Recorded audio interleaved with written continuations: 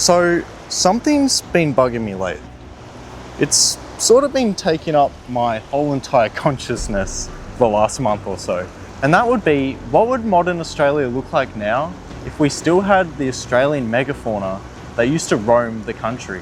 Now, you may be asking, Billy Birdie, what is the megafauna? What does megafauna do? Wow.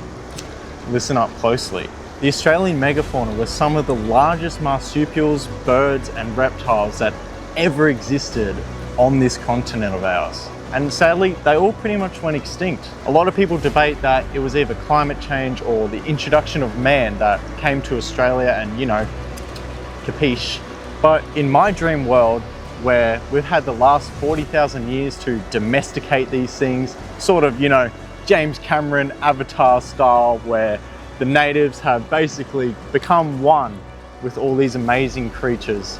And we live in a world of harmony and peace, and we just have this awesome connection with these animals. So I just really wanted to make this video talking about the best candidates to make our favorite companions, or even good modes of transport, such as a giant wombat that is the size of a car that might even replace the trams in Melbourne City. And so join me as I discuss how modern Australia would look like if we still had the Australian megafauna.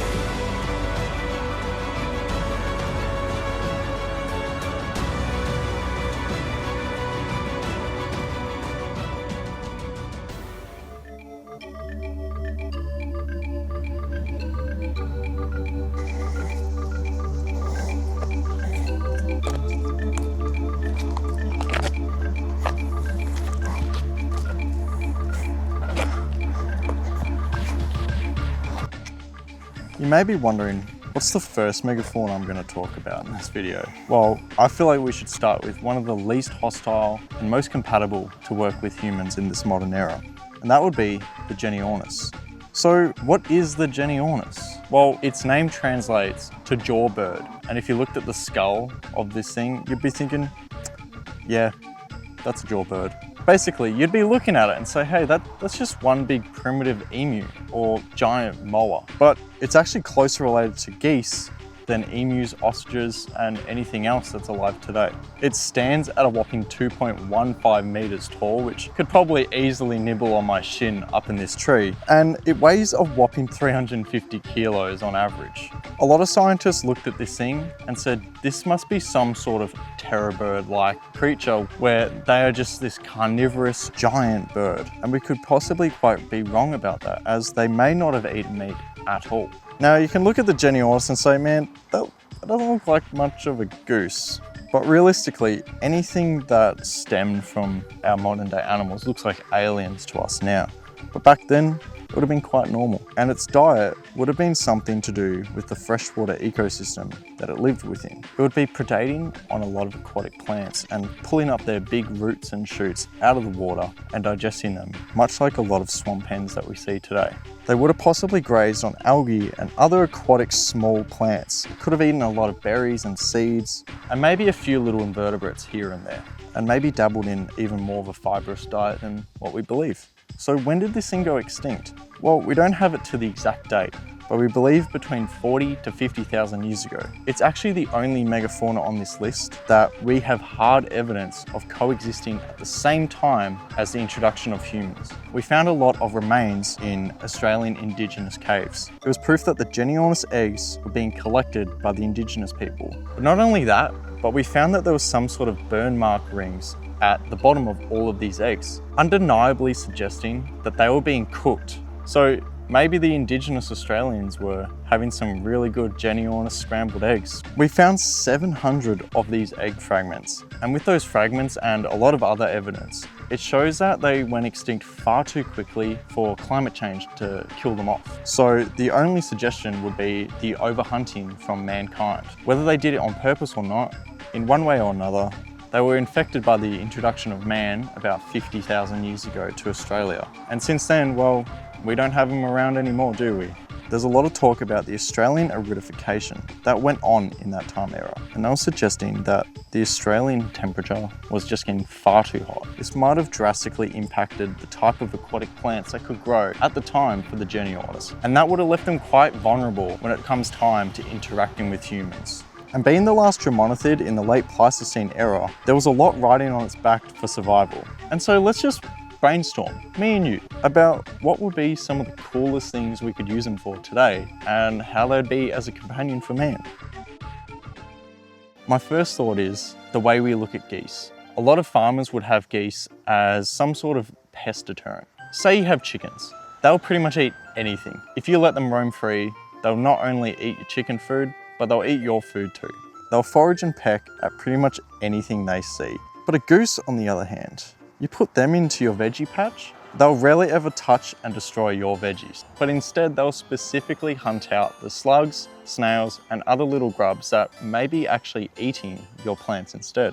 So I'd imagine there's not really giant bugs for the Genyornis to be picking at, and it'll be quite hard for them to see. So I'd imagine modern day bugs would be quite small for the Genyornis, but maybe they could be some sort of eco-friendly version of pesticide, keeping the bugs away and maybe even scaring off other birds from destroying the crops.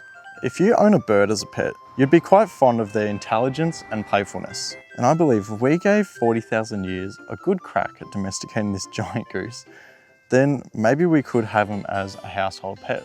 And maybe in Australia, they could have served as some sort of early payload system where they could carry a far heavier load than us humans could, and therefore be trained to walk long distances and pretty much work as the Australian mule. Or they could carry our backpacks while we go to school in the morning, because we all know Australians ride kangaroos to school. The last thing that I'd want for any of these creatures to happen is for them to be mass farmed for their meat. I'd hate to see some sort of giant version of a Peking duck hanging on a window shelf. So maybe we could just restrict it to only farming for their eggs. Goose eggs have a lot more protein than a chicken egg does. So maybe the Genyornis eggs would replace protein shakes. If you really think about it, just one Genyornis egg in the morning could make us all look like Chris Hemsworth by the time we reach lunchtime. And so that's a domesticated Genyornis, but what would it look like if we still had wild ones roaming free? A lot of rivers in Australia are quite unoccupied. And by that, I mean here in Victoria, when I go on a river, there's really not much I have to be afraid of. Whereas if there was some sort of goose that could play NBA lurking in the water, I'd be quite afraid of swimming around in its habitat. Maybe it could be one of the most territorial, angry geese that we've ever seen. Probably worse than the Canadian geese out there. And we all know the world could not handle a territorial Canadian geese in Australia. So overall, I think this juiced up bird could make one of the coolest companions.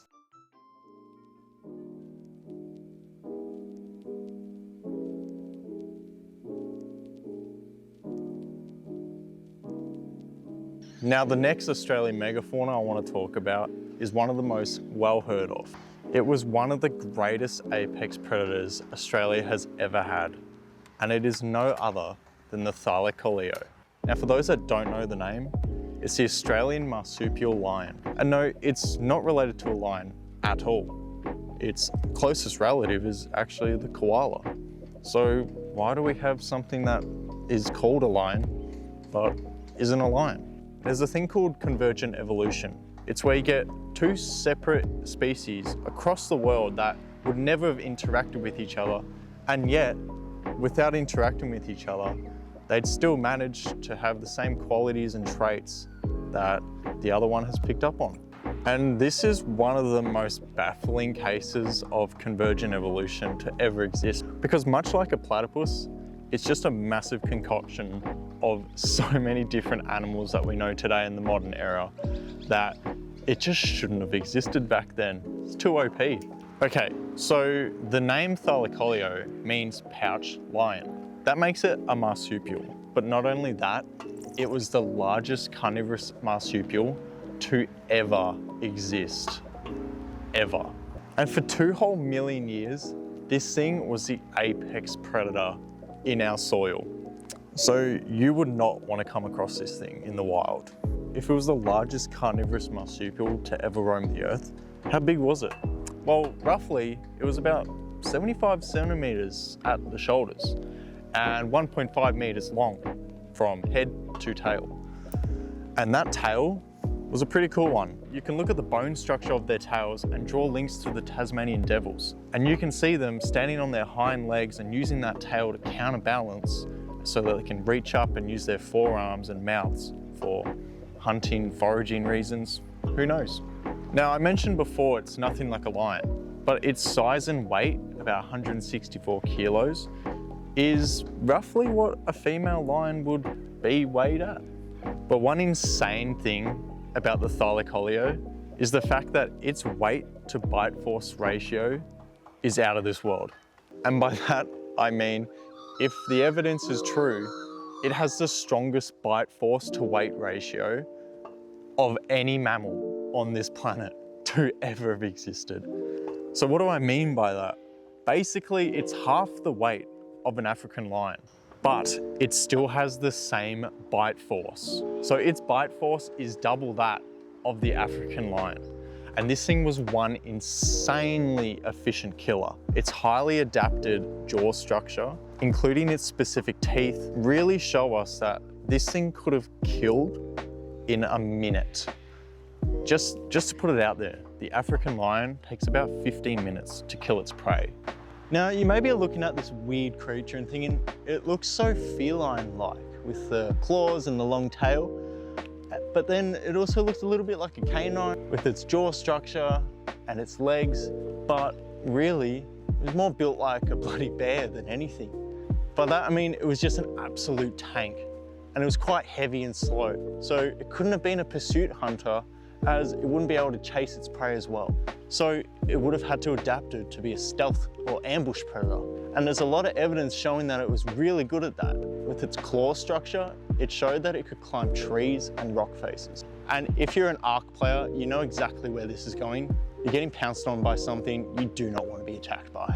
Sadly, in nature, when something is so highly specialized, the second there's any change, that thing doesn't survive very well. And by that, I mean its whole entire hunting structure and its build was highly efficient at taking down large prey, such as the Diprotodon and the Procoptodon. So when those things started dying out around it, it wasn't fast enough to predate on smaller prey, as it was never built for that over millions of years of evolution. And so about 40,000 years ago, when the other Megafauna started going extinct, sadly, Thylacoleo left as well. And there's not a whole lot of evidence to show that the Thylacoleo lived alongside the Indigenous Australians, but I would love to think that at least one Indigenous Australian absolutely shat bricks when they saw this thing. And so sadly, this thing never made it. But what if it did? What would modern Australia look like if we still had the Thylacoleo to this day? Now, for starters, I know a whole lot of people that would definitely see them as a giant threat. A giant threat to livestock and human life in general.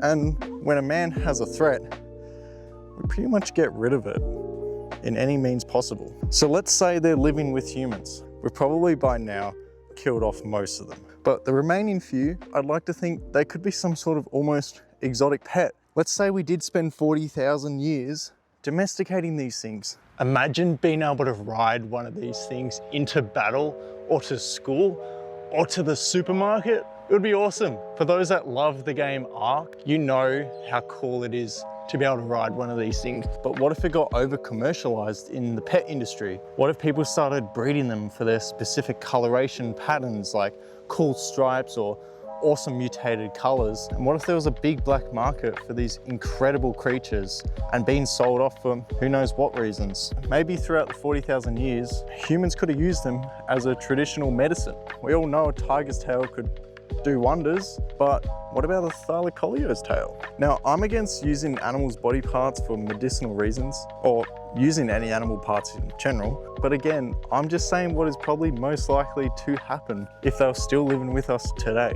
But imagine a fully tamed Thylacoleo. It could totally be man's best friend. We could create some sort of symbiotic relationship with them, where much like wolves and man have built a relationship where the wolf will be sort of on outpost duty throughout the night, looking over the man, and then in day, the man takes care of the wolf. Or maybe even Ned Kelly could have had a really good right-hand man And the Thyla could have been climbing the treetops, watching his back over the night and keeping Callie on the run. Being a carnivore, it would be a lot harder to tame and domesticate. But we have done it with wolves, so maybe it was possible. But I suppose it's just been lost in time and we'll never truly know. Before we get into the next megafauna, I wanted to congratulate Oliver for this video's bird suggestion. If any of you are new here, I pick the best bird suggestion with the craziest of hats or accessories, and I draw them all by myself. Not only that, but after they've been made, I add them to the channel banner permanently for all of time. And if you guys enjoy my artwork and want to support me, check out my Redbubble. And if I do get enough requests, I'll definitely make some Barely Birdie merch for all of you guys to enjoy your amazing birds that you've suggested me. So, back to the video. But this time, I felt as if I couldn't just bring myself to announce the holy grail of all Australian megafauna. So, I got my mate, the Backyard Naturalist, to cover the next one.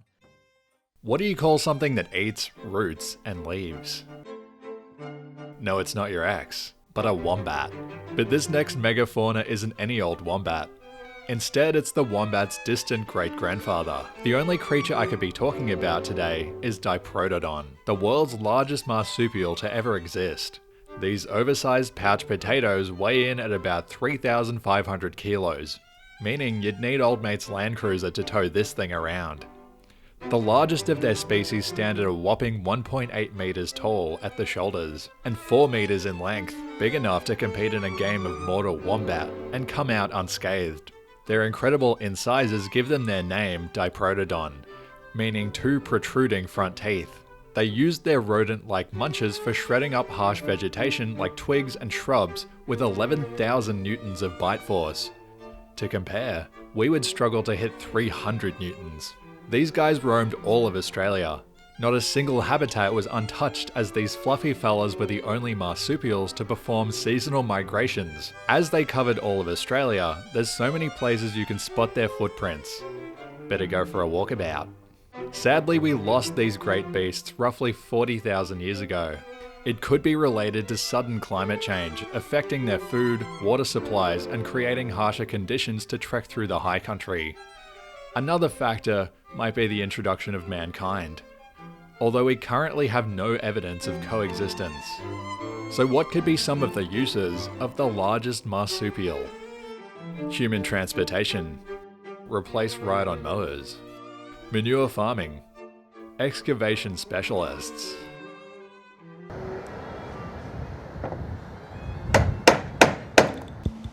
Alright, this video is getting pretty long, so let's do some speed round stuff.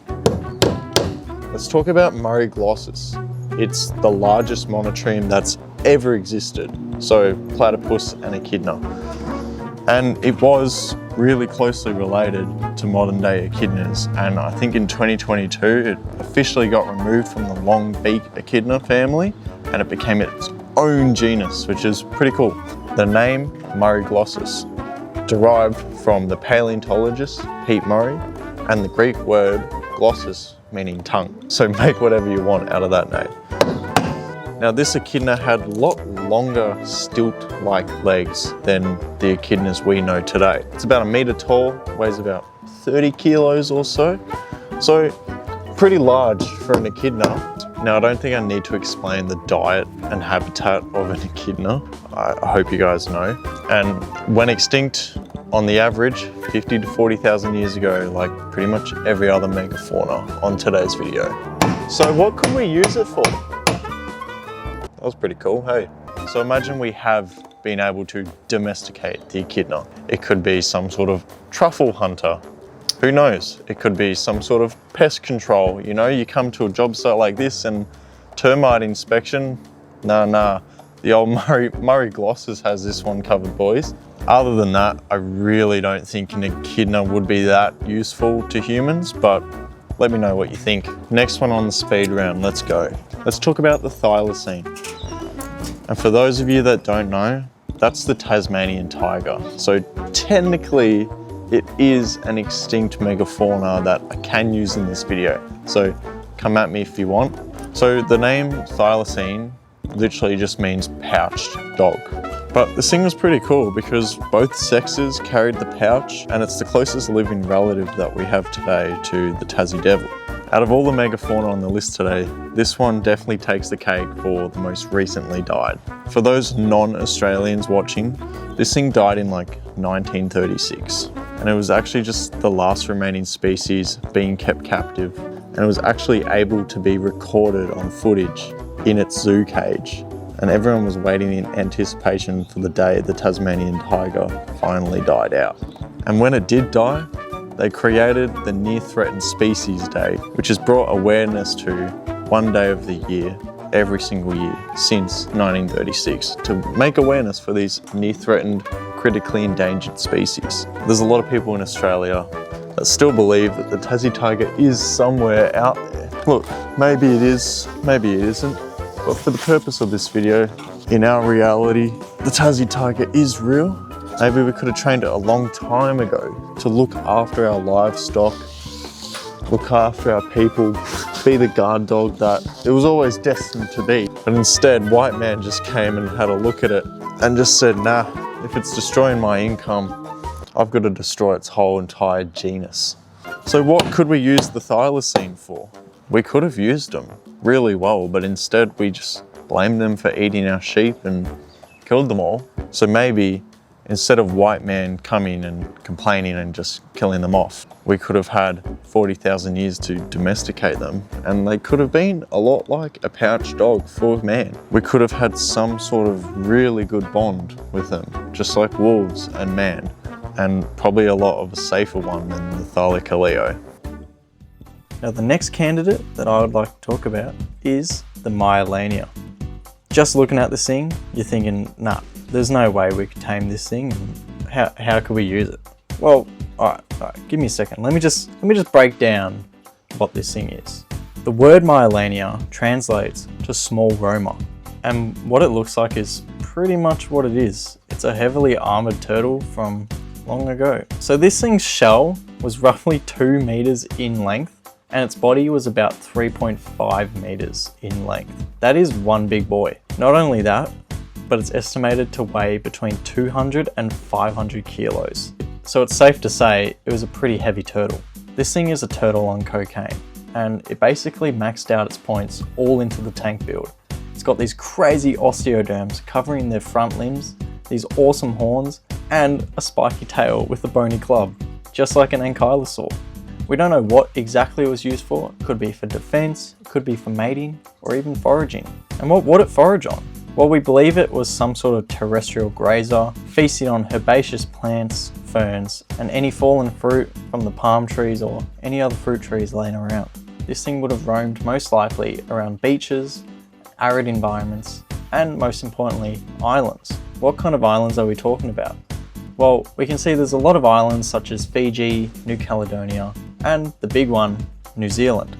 But back then they were all connected by land. It was called Zealandia, and I'd like to think it as one of the lost 8th continents on the world, and I'd really love to make a video one day talking about this lost continent and the types of animals and plants that lived upon it and how we lost it.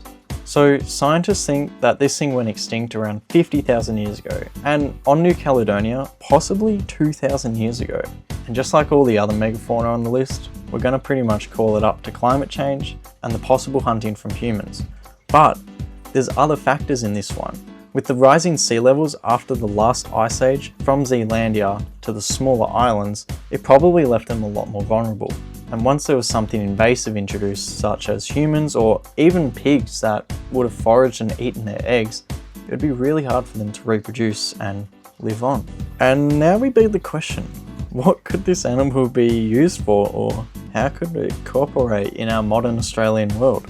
Turtles and tortoises are very chill. They could be as some sort of comfort pet, one that you wouldn't really expect a lot out of, but it's just there in the house, sort of like a cat. But at least in Australia, unlike the cat, it wouldn't be invasive, so it wouldn't start hunting all the superb fairy wrens, just as myself. There's a miraculous thing that sea turtles can do. They can rely on the Earth's magnetic field as some sort of internal compass inside of their brain.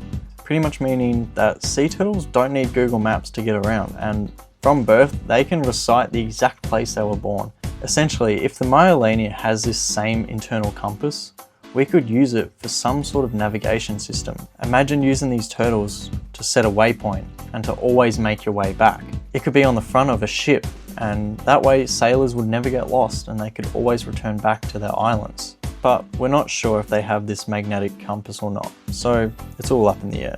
Trust me, I love a good reptile as much as the next guy, but this one just screams ancient dinosaur. Pretty much you've just asked for an ankylosaur, but we've already got ankylosaur at home, so why not make the most of it? If I'm walking this half a ton puppy around the streets, I like to think that if it had some sort of good bond with me and I tamed it to some degree, it could act as some sort of guard dog. Just imagine the damage from that ankle bite. While we're speaking about walking these things on leads, why don't we mix the dog-like behaviors of this turtle and blend it with the navigation? It could almost replace guide dogs as a whole. It would have a better navigation system, it would know its way around, and it's not going to pull on the lead when it sees a squirrel. Not that you'd see a squirrel in Australia anyways, but you know what I mean. Maybe over the 50,000 years, they could work hand in hand with man and serve as some sort of protection pet and help people with disabilities to get around. That, or we just strap it to the front of a Ford Falcon and use it as a navigation system. Other than that, that's pretty much all I've got for this giant turtle. I'd be super curious to know what you guys think we could use this for, as it's quite an out there one, but you know, I thought it would be a fun one. Sadly, I have to wrap up the video. I've got about 10 more of the Australian megafauna that I would love to hypothesize about, but I'll save that for another video in the future.